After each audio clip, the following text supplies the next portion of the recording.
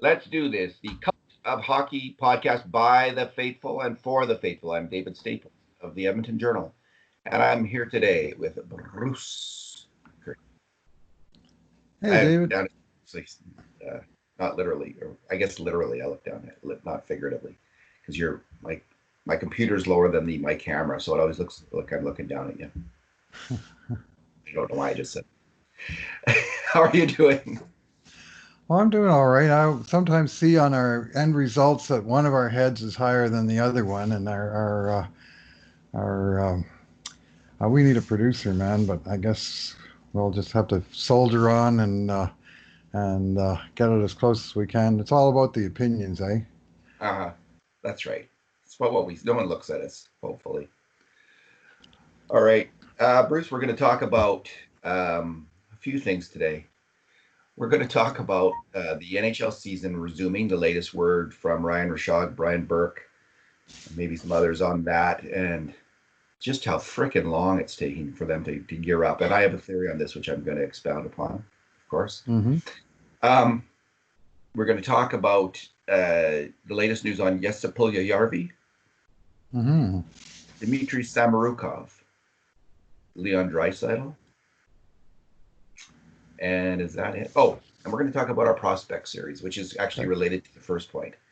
We're going to be at the Cult of Hockey in the next month. We're going to be doing our prospect series, which we usually reserve for August, which we usually do in August, but we're going to start now.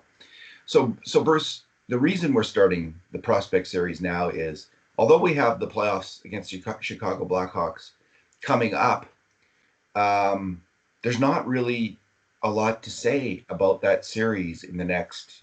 I mean, we've already analyzed to death. You know, we've gone through the Oilers players who may or may not be back with the team. We've looked at the power play, the penalty kill. We've looked at their lines. We've looked at the Chicago lines. There's not a whole lot more we're going to be able to write about this series upcoming because there's not a whole lot to say. And the NHL, although Brian Burke says 100% they're going to go, he's gone from 0%. I don't know Mm-hmm. why he said 0% before, but anyway, he was at 0% for some reason. Now he's at 100%. Um, but first, they're not starting. They're not getting to training camp until July 10th, I believe. Right. And the games don't look like they're going to start in earnest till August 1st. And honestly, it doesn't make any sense why it's taken so long to me, except for one thing. They want to delay this. They want to push it back as much as reasonable because they need this is the whole theory of they need next season to be business as usual so they can make NHL money, right? Make the usual amount of money. The Mm-hmm. reason they're pushing it back so far because they it doesn't make sense. I don't think it makes sense otherwise to push it back so far. Not with the way America's opening up, with many Canadian jurisdictions opening up. Makes no sense except they want to sell tickets to live fans for next year's games, and they realize that is not very likely to happen in September or October or November. So no sense wrapping up this season too soon. Might as well push everything back, open up probably January 1st, 2021, and maybe much more likely chance at that point to have fans in the stands. So that's why I think we're seeing this. Maybe I'm wrong about this, but this I don't understand the huge gap otherwise. It's 50 days, Bruce, until we're going to see an NHL game. Like, does it? I don't see it taking that long, honestly, for the players to and the teams to whip themselves into shape and to figure out all the details. But maybe I'm missing something. What's your take? Well, they're taking their sweet time about announcing these hub cities. And Yes. once they do announce it, there will be some preparation time needed in the hub cities, both for their own facilities, but to accommodate the players and for the teams to make their arrangements to get their players together in one place. Um, at this point, we're still not sure if Canada is seriously in the running to be a hub city or not. If not, then the Canadian teams probably won't even hold their training camps in Canada. They'll hold them in the United States and get their overseas players to come back, join them in the U.S. for their training camp. And when you think of those considerations, I mean, July 10th is what, 4 weeks off still, so that should be plenty of time to get that together. I'd like to think there'll be an announcement on the hub cities coming in the next sometime next week, and there's uh, sort of mixed messages we're getting as to whether the federal government will allow uh, accommodate the process or not, and there's also mixed messages, frankly, whether how badly the league wants to play in Canada. I mean, the exchange rate is favorable to do stuff here, but I will not be shocked if the whole thing winds up stateside. Yeah, no, at this point, I mean, the federal government has had some amount of time at this point to look into this, Bruce. And people say, well, they've got other more important things to do. Well, fair enough. But they're capable of, they have a huge number of people who work for them, the federal government. They have a huge number of civil servants. And they're not in charge of the health plans for these games to proceed. Right. They only have one aspect of this, which is the border issue. It's the provincial governments in Alberta, Ontario, BC who would set the rules with the NHL about how this would proceed. It's entirely, all of those really fine details are done at a lower level. All the provincial government would have to essentially say is sign off on, well, yeah, you're all coming in on a chartered airplane. Everyone's been tested on that airplane. There doesn't seem to be any realistic health risk to Canadians of this happening. They just have to go through that procedure and sign off on it. So I don't know if they think optically there's something bad about privileging NHL players to let them play games like this. Like if they see that as the issue, I don't quite honestly, I don't get it. That you'd think Toronto might be a hub city here. They might lose being a hub city because of this, because of this foot dragging. I can't imagine that. Some people are going to be perfectly okay with that. There's lots of people who say we'll just cancel the season, and there's a certain percentage of hardcore hockey fans who feel that way. But there's another percentage of, there's got to be some, in the Venn diagram of liberal voters and people who love hockey and want the hockey to proceed. There's got to be some intersection of that. Oh yeah. And I'm thinking it's not small. And I just wonder why they're not. There doesn't seem to be, if there was any realistic health problem, sure, but I don't get it.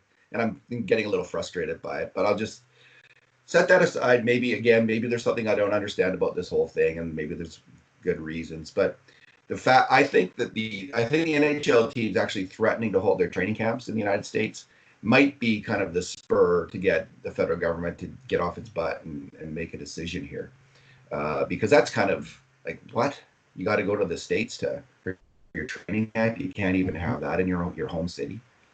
So anyway, for us, we're hockey fanatics. We also run this Cult of Hockey, this little website, a little bit of a business for us and for the Edmonton Journal, and we have to provide content, and we like writing Oilers, so we are going to do that, Bruce. So what we've decided to do is usually we have our prospect series in August, right, the deadest time, but now this is the deadest time. There's not pretty much. So there's not much to say. We could write a player review, which you've been heading down that path of every single player, but we won't have the playoffs in terms of rating them, which is actually the single most important thing in deciding the future of undecided contracts for the Oilers. It's hard to adjudicate how much they should get, whether they should get a new contract, what should happen until we have that piece of information. With the prospects, we're missing, though, a key piece of information, which is the Oilers draft. We add in the latest, freshest players to the draft list, and we won't have that for this list. But what we'll do, what we've decided to do is, once there is a draft, we'll just re-tier the players to come up with kind of our final prospect list. But for now, we'll rate all the players and we'll do our prospect rankings, because we have a whole year of information to write about with each of these players. Well, one thing we do know about the prospects is that none of them's going to be playing any more hockey between Probably now and August, or whenever we would be writing this series. Oh yeah. With possible exception, I guess, of Evan Bouchard or Tyler Benson getting the game in the playoffs. What we don't have that normally affects certainly the top of and the mid-range of our lists is the new draft, as you point out. And the other thing is we don't have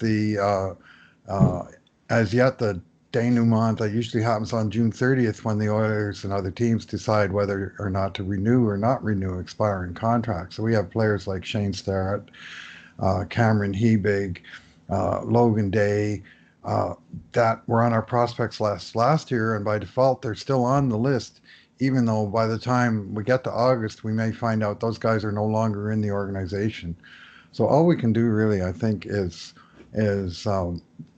judge each prospect on the development that he showed in 2019-20, the season that was cut short everywhere, um, and sort of update that information, do a provisional ranking of the players who are on the list, and by the time we get to the end of the series, uh, or even after we finish writing about those players, we will get to the NHL offseason, the draft, the salary or the contract issues, and then we'll just have to sort of backfill the new draft picks with a few posts about the new draft picks, and then just completely do re-rankings at that time. But the stories will have been written because we might as well write them now for all we're going to know in the future.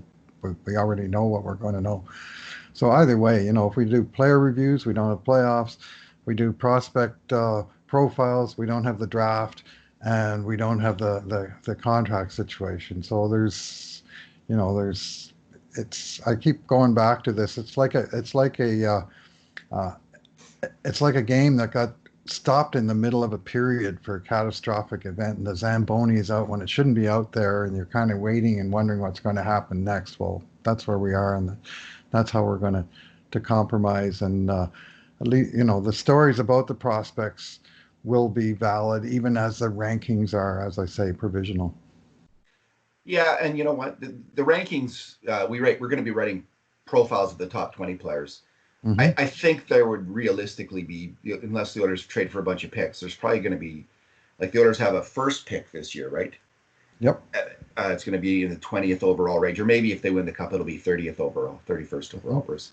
Yeah. So they'll have the 31st overall pick in the draft this year, and they will also, they don't have a second round. Pick.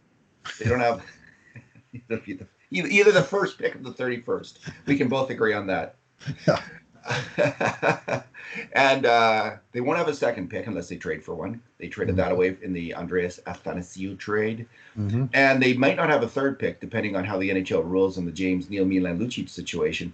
So there's probably only one ranking that would change, honestly, unless there's some other movement. But the rankings aren't going to change a whole lot, actually, after the draft, because, again, there's not a lot of top picks there. Although the Oilers could trade for some top picks. That's entirely possible, given how many veteran players they have and the value some of those players have in trade.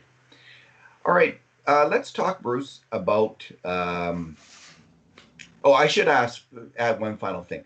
On the federal government front, Ryan Rishaug did have kind of a hopeful tweet on Thursday, I believe, where he said that it looks like something's been worked out with the federal government on this. There's been movement on this. So we'll see. Hopefully that is the case. But you never know.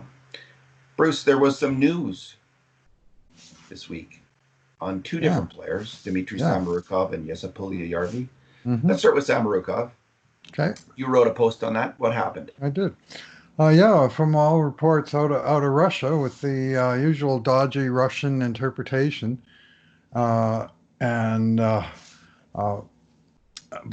it sounds like Dmitry Samorukov, who's going to be a second-year entry-level player next year, is planning to play just the 2020-21 season in the KHL for CSKA Moscow, former Red Army Moscow famous team.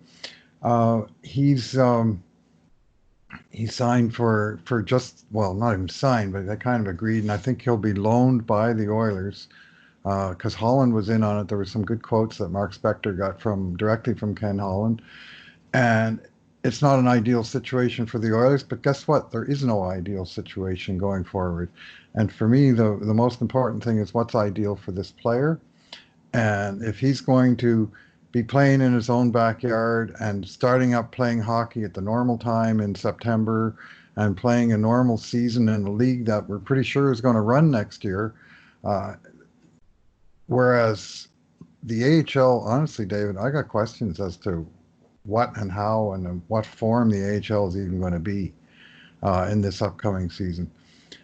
So if they found a place to put a prospect where he's more or less guaranteed to play, unless something savagely goes wrong with COVID in Russia, uh, it's probably in his best interest, even as uh, a return to, the wide ice and the different style of Europe is not ideal in the development curve. Well, we passed the point where there is an ideal, and I think that they've got a reasonable compromise for this player.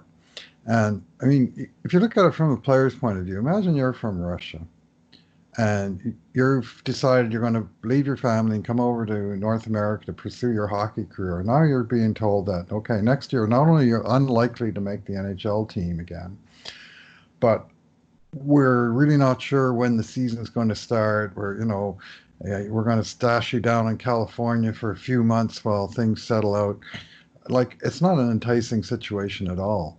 So to me, this fact that the Oilers now potentially have count them, three defensemen, all learning, developing back in Europe. Philip Broberg, Philip Berglund, both in the Swedish league, and now Dmitry Samorukov in the KHL.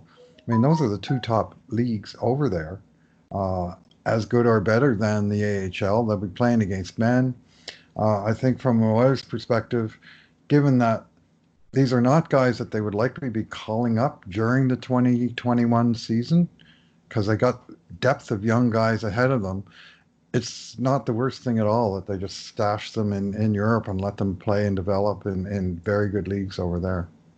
Yeah, it speaks well of Samorukov. I think that Hmm.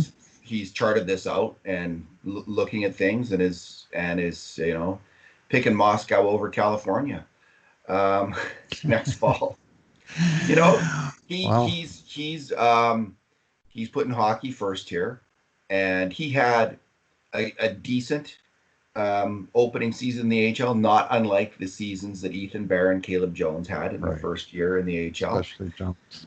And so he's a really solid prospect, Yep. and he is a very, very promising hockey player for the Edmonton Oilers. So I'm glad that he's going to play over there. And the Swedes and the Russians, in terms of their mindset around COVID-19, seem to be more in the camp of let's just keep going business as usual. So I think that the likelihood, as opposed to California, where they have, they're very strict about this disease. And I'm not saying who's right or wrong. I'm just saying these are the Right. different approaches of the two different places. So I think Samorukov has made the right choice. I mean, one of the rumors I heard, I can't remember where now, is they might have like tournament style games with the AHL teams in California where you practice all week. I mean, this is essentially what they had this past year. I mean, they was a few road trips that the Bakersfield Condors played, but they played the vast majority of their games within California Yep. against the same group of teams. Yep. And I could see the same thing happening. I guess their economic considerations. Do NHL teams want to subsidize those leagues? They're going to have to, Bruce, if they want these players to develop. Or I guess they could try to stash them all on European teams. Well, I don't know. That sounds like a major. the guys with European roots, that's a relatively easy path. The guy, you're going to send Cooper Marody to Russia? I don't think so. I mean, there's going to be, um, Well, maybe Austria or well, it's a Swiss league. Yeah. Switzerland. But Yeah. you're right. Like we'll see what happens. I don't know. We can't really say what's going to happen there. But I'm glad I think this was a positive move on Samorukov. And you know what, Bruce? And this is the argument I'm going to make about Jesse Puljujärvi. And I know Mhm. that a lot of fans don't agree with this, but it was entirely positive for Jesse Puljujärvi to leave Edmonton last summer and to Mhm. go back to Finland. And it wasn't just positive for Jesse Puljujärvi, I think, in terms of getting healthy after hip surgery, major hip injuries, that were holding him back. I think he had hip surgery, did he not? Yes, both hips. So after coming back from a major injury, coming back from a major kind of failure for all kinds of reasons with the Oilers organization, it was entirely positive for Jesse Puljujärvi to go play in Finland for a year. But I also think it was entirely positive, Bruce, for the Edmonton Oilers organization. Because for this reason, Puljujärvi needed to get his game together. I don't think in his final year in the NHL, for whatever reason, he just didn't look like an NHL player at all. He was falling down all the time, maybe related to his hips not being healthy, having an injury we didn't know about. That's often the reason players aren't playing very well. And he also just didn't look in sync with the team, ready to play the NHL game. He needed to go somewhere else to get his game together, to get his head together, to get his body together. If he had signed at Edmonton, Bruce, they were out of chips with the guy. If they sent him to the AHL, he was no longer on an ELC. He would have had to go on waivers. Another team would have scooped him up. But he wasn't ready to help the Oilers under Tippett and Holland, who needed to win right now. There was no wiggle room. That's why they brought in all these veteran players. Mm-hmm. The logical place for Puljujärvi in North America would have been the AHL, just like Kailer Yamamoto this year. But they couldn't send him there. So the best thing in the world, it was like a gift to the Oilers organization, was him saying, hey, I'm going to go play in Finland. It's like, wow, like go. That's I wonder if part of Ken Holland, he maybe never said that in public, like, yeah, do it. You go there, go there. We still have your rights. And so at the time, Ken Holland, and we heard him say this at the time. He's been through this situation many, many times in the past. He knows players have changes of heart. They can have a change of heart. He had been through that in Detroit. He said that at the time. He was looking forward into the future and thinking Puljujärvi might have a change of heart.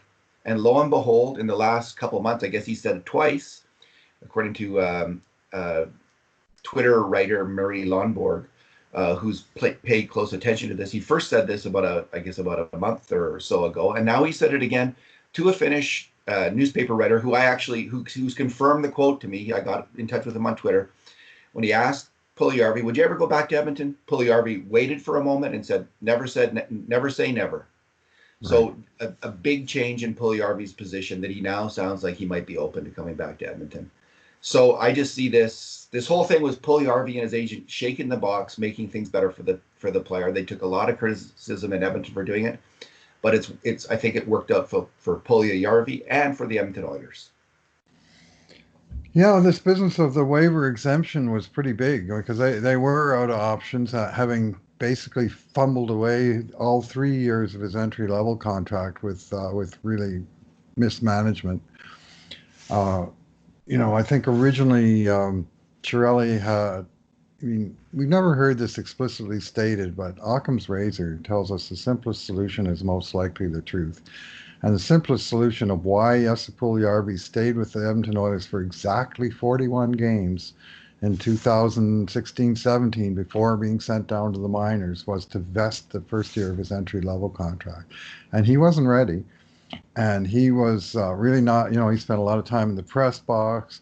In game 41, he played 3 minutes and 27 seconds. I remember. The next day, he was on a plane, not to return. And that season was wasted. If he'd spent his 18-year-old season in Finland, maybe all this other stuff wouldn't have transpired. But all of the experts said, well, there's 3 guys and they're all NHL ready. And you got one of those 3, well, you've got a player that's going to help you right away. And that was when the contract was signed. Apparently, that hype was fully believed. And for whatever reason, he didn't fit in right away. And as an 18-year-old, 18-year-old players are in pretty deep in this league, and even the very best of them. And the next year, they did send him down at the first, and they called him up, and he got hot for a few weeks, and started to look like this is all going to work out. Well, the third season, and this is the season where they lost him, where they started him in the NHL. They sent him and Yamamoto out on the same day, as I recall, in early November of 2018 to Bakersfield, and it sounded like he was going to go down there for a few months, like period. Yeah. And then A few things happened, including Ryan Strome, his mentor, getting traded, then Todd McClellan getting fired, then Ken Hitchcock saying, well, if this guy needs to be developed, I'm the guy to develop him. Let's get him back up here, and I'm going to give him my personal attention. It all sounded great with this Hall of Fame coach and everything, but it was hard to tell what he was getting out of it. Plus, he had all those hip issues, and he was on a friggin' yo-yo, David, and it was not fun to watch, and you could kind of see the confidence and the joie de vivre draining out of this player, and it just this is kind of his stock and trade. So nice to see that coming back. In terms every picture I've seen from Finland, the guy's got a big smile plastered on his face, just like it used to be. Uh, so that alone, just to sort of recharge the personal batteries, I think was a useful reason to go back to Finland. Uh, if he wants to come back, that's the key. Does he want to come back, and will he accept coming back to Edmonton? Maybe they can make a deal saying, okay, yes, so you come back and play for us for 1 year. We'll give you a 1 year contract. At the end of it, you'll have arbitration rights, but we'll also give you can ask for a trade at the end of this year. And if you say you still want to be traded, then we'll trade you. But you got to establish yourself as having value in the NHL before anybody's going to want to trade for you. So the one thing that concerned me about Puljujarvi leaving was like when we had Tippett and Holland come in, it was like a changing of the guard in Edmonton. Mm-hmm. I just wondered, like, why don't you want to come back if there's a changing? And I wondered if there was something with his teammates as well. Yep. And this is something that we do not know. But wherever Puljujarvi goes in the NHL, he's going to have to fit in on a team, and he's going to have to figure out how to do that. And maybe a year away will help in that regard. I will say this, Bruce, something has dramatically changed on the Edmonton Oilers. Mm-hmm. When Puljujarvi was last on the Oilers, Connor McDavid and Leon Draisaitl, I think, were dead set on playing together on the same line. That's come out. That's been said, I think, if you listen to Oilers Now. I think it's been said in so many words on Oilers Now. These two guys wanted to play together. They weren't happy with other line mates often. They were, who knows, they might have, and I'm just guessing, they might have been kind of cranky when it didn't happen. That might have impacted Puljujarvi, because often always when you'd have McDavid and Draisaitl together, Puljujarvi wasn't their other line mate. That was never him trying to fit in there, like, okay, so McDavid gets Puljujarvi as line mate. That means Leon Draisaitl isn't his line mate, something that both those players really wanted at that time. That is gone now, I think. Everyone now, I think, is pretty much in McDavid at center, Draisaitl center camp, including those two players. So that opens up things. McDavid now needs to find some wingers who work with him, and it's not going to be Leon Draisaitl. So I just wonder if that's going to help a player like Jesse Puljujarvi. And I'm not calling him, my colleague Jim Matheson was saying, like, stop this narrative that Puljujarvi is a top line or top 6 NHL winger. I actually don't hear that narrative, Bruce. What I hear is people I hope that. I would love to see him as a top first or second line NHL winger. I think there's still a chance that could happen. I would say it's about a 33% chance, a 1 in 3 chance that Puljujarvi is going to develop into that player. So I don't even think it's a coin flip. I think it's a little bit less than that, probably 17% less than that, to be exact.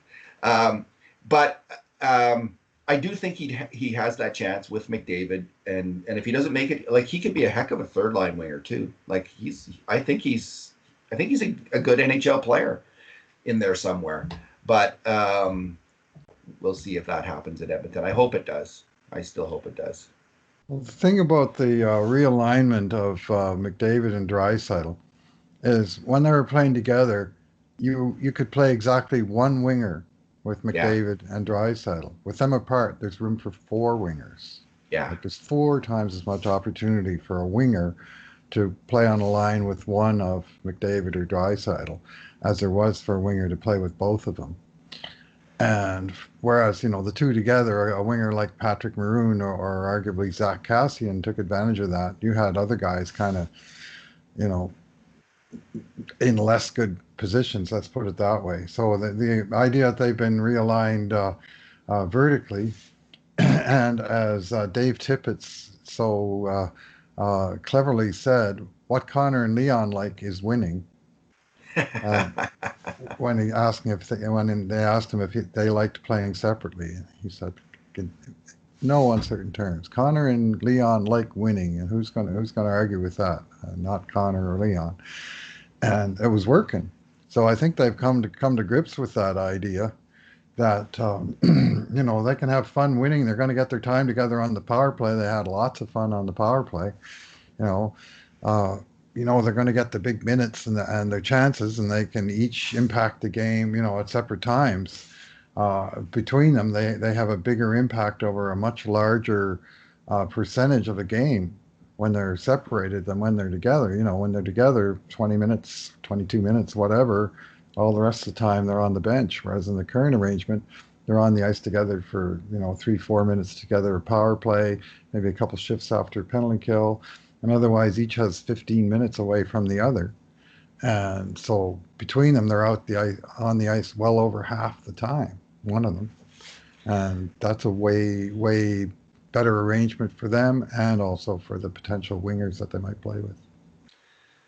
It's interesting, it's not. It doesn't seem necessarily to be an easy thing to find the right wingers to play with McDavid, and there's a couple of reasons for that. He moves up the ice faster than any other hockey player in the NHL. Ever. So just keeping up with him is like you can't. I've seen this with Lucic, Chiasson, James Neal. They just have a hard time. Now Patrick Maroon found a way, but a lot of these bigger guys have a hard time keeping up. And the other thing is he really does need the puck, and you want the puck on Connor McDavid's stick. So if you're a player who also likes the puck, like Ryan Nugent-Hopkins, and you also have a bit of a deferential streak, which I see in Nugent-Hopkins games, I think a lot of players start to subvert their games to McDavid when they're out there, then they don't make plays like they can. So that doesn't happen when RNH is with Draisaitl for whatever reason. But it does happen. I think I've seen this with my own eyes that it does happen with McDavid. And the only guy that didn't happen with is Draisaitl, because Draisaitl is, he's got the stature in his own mind to be that dominant hockey player. But I think here's my theory, Bruce. I'm not sure that Puljujarvi is actually the right fit with McDavid for the same reason, that he might subvert his game too much to play with McDavid. But Kailer Yamamoto might be the right fit, because Kailer Yamamoto, I see him as someone who's got a healthy sense of himself. Let's put it that way. And like there's that story from when he was drafted, right? When he went into the Oilers draft room and talked to these, 10 Oilers hockey men and said, if you don't draft me, you'll regret it, right? You'll live to regret it. I think that's the story. So I think Kailer Yamamoto might have the speed and the attitude actually to succeed with McDavid. And I could see that in the future. And we might have a second line with Puljujarvi, Draisaitl, and Nugent-Hopkins, for instance. And I do recall in his rookie year, the one time that I saw Jesse Puljujarvi really, really good, he was on a line at the start of his rookie season with Draisaitl and Patrick Maroon for about 10 games. And that line was good. Puljujarvi looked fine as a rookie in those 10 games. There was a big, heavy forechecking line, and he did his bit. So there might be some reshuffling, recalibrating of the top lines. But I do, and again, so I can see why Maddie's saying, like, I'm maybe some people are spreading the narrative. Puljujarvi's a top six winger. Like, I do think he needs that chance wherever he goes again. And some people say, well, he's got to earn that chance. Yeah, sure, he's got to earn that chance. But he was a point-a-game player in the Finnish league. He did go to the Finnish league to improve his game so he could come back and challenge. And, he's been nearly a point-a-game player every time he's been sent to the AHL, like maybe 0.08 might average out. So I'm good with that. I'm good with Puljujarvi getting that chance when he comes to Edmonton again, and if he comes here, and I hope it works out. Looking up some stats. Yeah. Just anticipating a future subject we're working on here, but there's nothing I disagree with that you said in there. We have, in some ways, we have similar questions about Andreas Athanasiou. Yes. Right? Is he going to be a guy who can play with McDavid, or is he, a guy that prefers to have the puck on his own stick as he's speedily leading the rush up the ice? Is he better suited to playing on a first line or being a full-out attacker on another line? We don't know yet. And maybe we'll see like a third attacking line. Like with that, let's say it's Athanasiou, Puljujarvi, and some center that we don't know about yet. I was interested to hear Cooper Marody, who's written this song in honor of his teammate Colby Caven. Good work by Yeah, no Marody on kidding. that. That's a brilliant tribute. He was on Oilers Now talking about his own health, how he, after that freaking idiot Cale Kessie rammed him into the boards. The coach listen, I'm not going to blame Cale Kessie. Cale Kessie was given a job and he did it. It was his coach who's a jackass who should be suspended. Like that just drives me crazy. That kind of coaching. Get out there and injure someone. What kind of a jerk does that? Anyway, I Cooper got blamed Marody for is, both the coach and the player. yeah. Um, Cooper Marody spent all last year recovering from those injuries and was a shadow of the player that he had been the previous year. Now, hockey's a tough game. Hockey is a Yeah. tough game. Players are going to get hurt. But Cooper Marody might be in the running again because he's talking about how he's seen the best specialists. I think it was concussions and might be ready to come back and shine. I mean, Cooper Marody was a fantastic AHL hockey player before he got hurt. He was the Patrick Kane of the Yep. AHL. That's how he looked on the ice. That's statistically how he performed there. And you can say, well, those doesn't always translate to the NHL, that kind of scoring. But he was still a fairly young guy. I think he was 22 when he had all those points, 21 or 22. And in his rookie season in the AHL, that was all very promising until he got hurt. So maybe it'll be Marody, Athanasiou, and Puljujarvi, like the unlikely third line of the Edmonton Oilers that with some really talented hockey players. I don't know if that's in Tippett's wheelhouse, Bruce, though, to have that kind of third line or not. But that's a possibility. Well, it'd be nice to if Puljujarvi came back and gave it another shot, and we see what he had. And like I say, I think the team would be um, justified, and the player would be justified to say, let's give it 1 year and let's reevaluate after that 1 year, and let Yeah. you reestablish your value as a NHL commodity going forward. And if at the end of the year you still decide you want to go elsewhere, then we'll accommodate you. But at least then we're trading an NHL player and not some guy from the Finnish league. More solid competition for an NHL job in Edmonton. Like it just push Athanasiou, push Tyler Benson, push everybody to be that much better because if he's coming back, and which is still, who knows, maybe he will, maybe he won't. I don't know if he could sign and like in Carpat again for half the year with an NHL out if the NHL season resumes. I wonder if that's going to be possible for some players to get that kind of deal, and what if they would be allowed then into the NHL. I think as long as the season hadn't started, they probably would be. Bruce Draisaitl, there's going to be NHL voting. Is that right for the MVP coming up? I heard Burke saying Draisaitl's his pick. Brian Burke said that. Mm-hmm. Elliot Friedman said he's in the top four. Friedman's going to be sorting out this weekend who he's going to vote for. I would hope he's in the top four. Holy moly! Well, McKinnon. He mentioned McKinnon, Panarin, Mm-hmm. who's kind of the stats guy's pick. I would never pick a winger over a strong two-way center, honestly, unless he'd have to have just a dominant scoring stats. And I don't care what this, whatever numbers you're using. Like he's got to really, really outscore that center, which Panarin did not do in terms of Draisaitl, because a winger's value to a team is just that much less than a center's, and I think it's significant, honestly. So Bruce, what's your argument for Draisaitl? Because you wrote a post on this. I did, and my post is that I guess the big objection to him is that his defensive record wasn't strong, and for sure he had a stretch in the late part of November and basically all of December where things went sideways. Not sideways, they went straight downhill for not just Leon, but for the team as a whole. I previously documented that in writing an article about Mike Smith and how his December went into the toilet, how he wasn't the only Oiler to be tanking at that time. Oscar Klefbom had a brutal time of it. Leon Draisaitl had a brutal time of it. His line mates, McDavid and Kassian, had a brutal time of it. The team was in the tank. They won 4 games out of 15, and the only reason they won those 4 games was because the power play and the penalty kills saved them. At even strength, they were getting caved.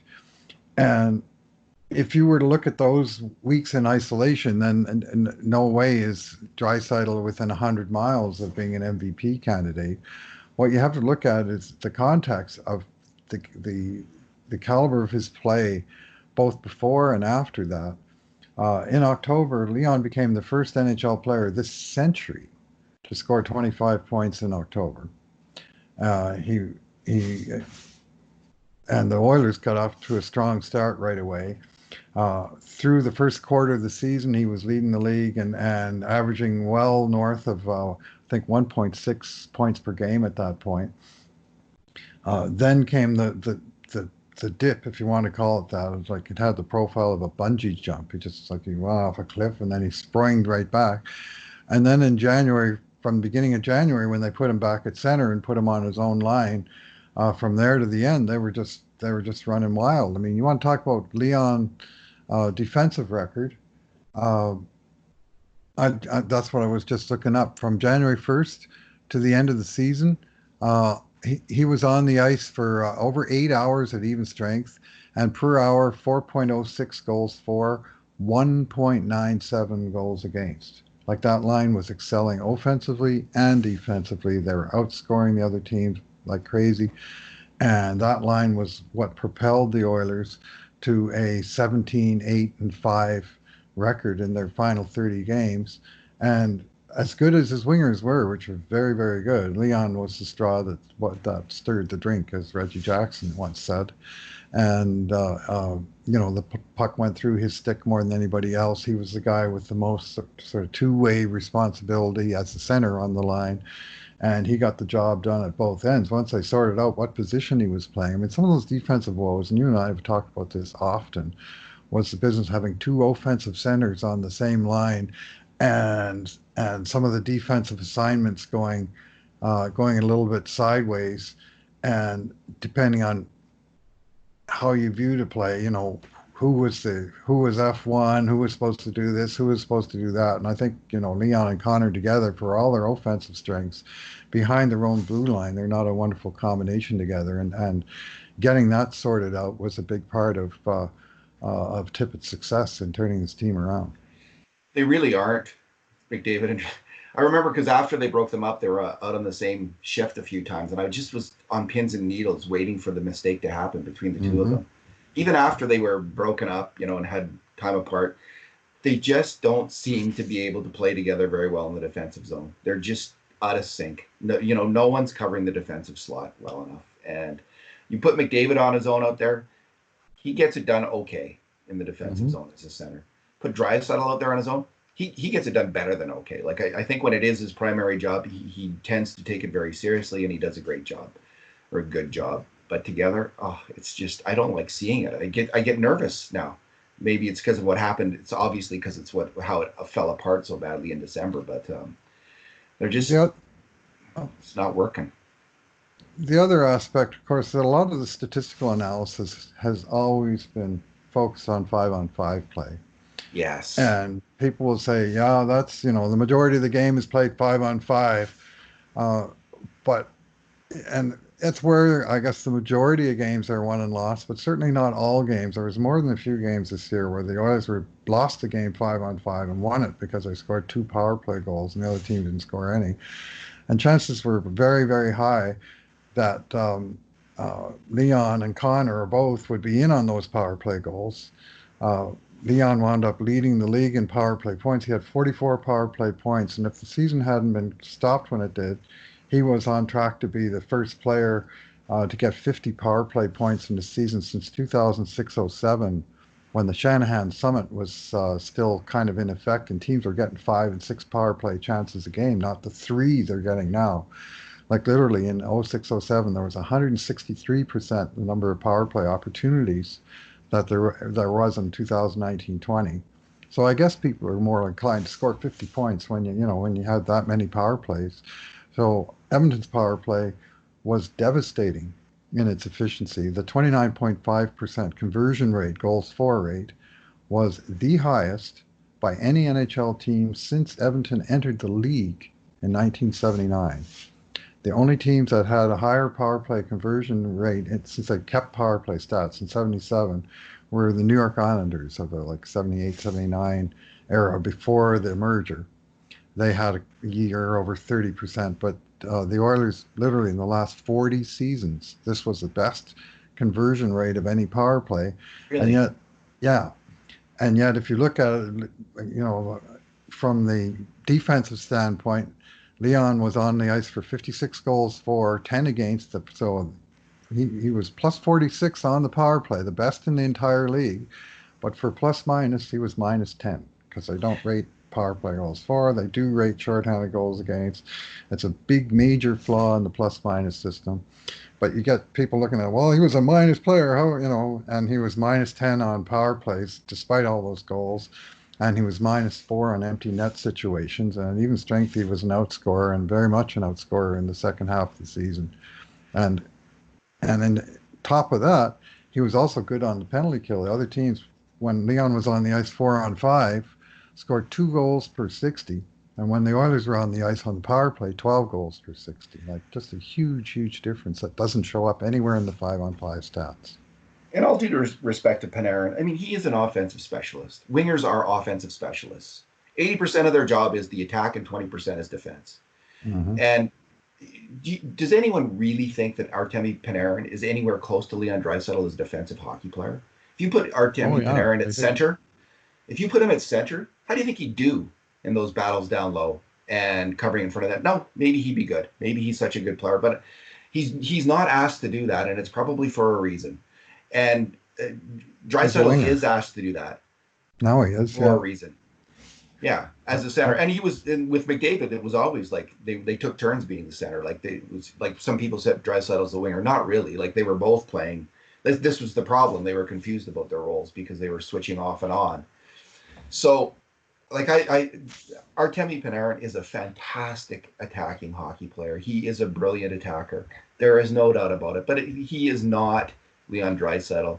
He is not the two-way player that Leon Draisaitl is. And yeah, Draisaitl had a defensive slump this year for a specific reason, but he absolutely kicked butt as a two-way player when he was the center of his own line, and he led the Oilers into the playoffs. He did it with McDavid out. I think he's gonna win, Bruce. I think the arguments this year are finally gonna fall in the favor of an Edmonton Oilers hockey player.